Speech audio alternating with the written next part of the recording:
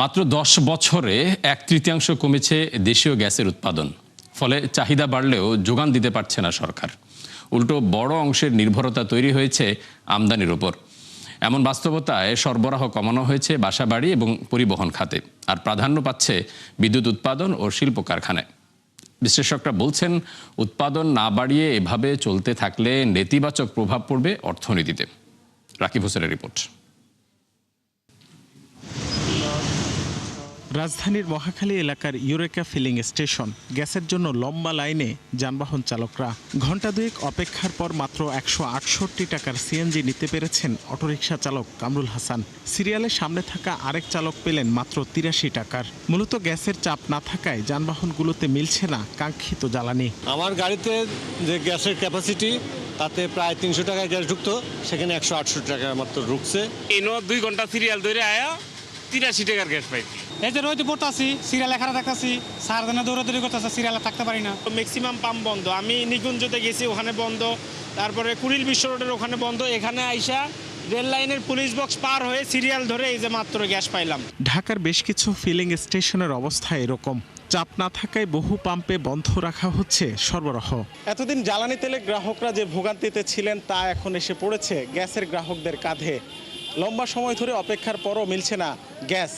পুরান ঢাকার ওয়ারি এলাকার এই পাম্পে অনেক সময় ধরে অপেক্ষা করছেন এই যানবাহন চালকরা। কিন্তু প্রশ্ন হলো, কেন এত অপেক্ষা এবং কেন গ্যাস দেওয়া হচ্ছে না? আমরা ম্যানেজারের কাছে একটু জানতে চাই।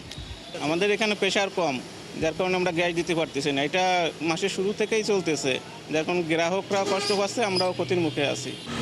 সম্প্রতি ঢাকার তেজগাঁও, ধানমন্ডি, বাড্ডা, মিরপুর সহ বেশ কিছু এলাকায় বেড়েছে গ্যাস সংকট, যা একসময় সীমাবদ্ধ ছিল কেবল শীত মৌসুমে। ফলে বিপাকে পড়েছেন বাসাবাড়ির গ্রাহকরাও। গ্যাসের অনেক সমস্যা, ঠিক মতো গ্যাস আসে না, পাক করে খাওয়া দাওয়া টাইম মতো খাওয়া, অফিসে যাওয়া যায় না। যে রাতে 11টার পরে গ্যাস আসে রান্না করার জন্য, আর হচ্ছে আবার 3টা থেকে 4টা ভোরে চলে যায় আর কি।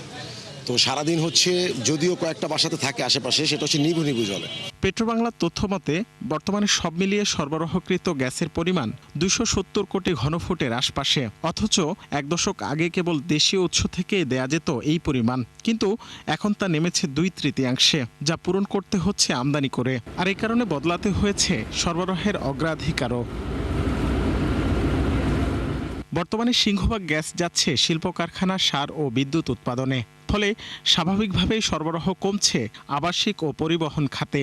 বুয়েটের এই অধ্যাপক বলছেন, বর্তমান প্রেক্ষাপটে গ্যাস দিয়ে বিলাসিতা করার সুযোগ নেই।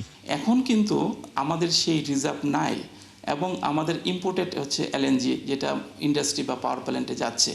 অর্থাৎ আমাদের সেই বিলাসিতা করার তেমন সুযোগ নাই। কোনো কনজিউমার পে করছে, ঠিক তার বিপরীতে সে গ্যাস পাচ্ছে না, এটা কখনো অ্যাকসেপ্টেবল না। এটা আমরা আশা করি না। এটা সরকারকে এই ধরনের সিচুয়েশন কন্টিনিউ করাটা ঠিক হবে না। গ্যাস সংকটের পেছনে আরেক বড় কারণ পুরনো পাইপলাইন চুরি এবং অপচয়। রাকিব হোসেন, 71, ঢাকা।